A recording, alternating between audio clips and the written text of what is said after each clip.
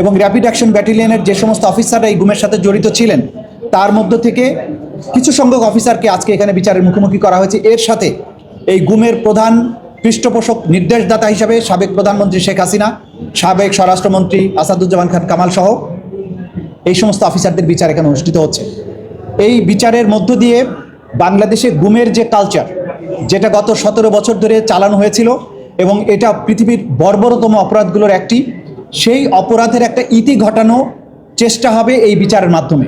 এই বিচারের মাধ্যমে অতীতে সংগঠিত অপরাধের শুধুমাত্র দায়মোচনী নয়, ভবিষ্যতে গুমের মতো ভয়াবহ জিনিস যাতে সমাজে ফিরে আসতে না পারে সেই জন্য এই বিচার আমরা চেয়েছি এবং সেই বিচারের প্রক্রিয়া এখানে শুরু হয়েছে।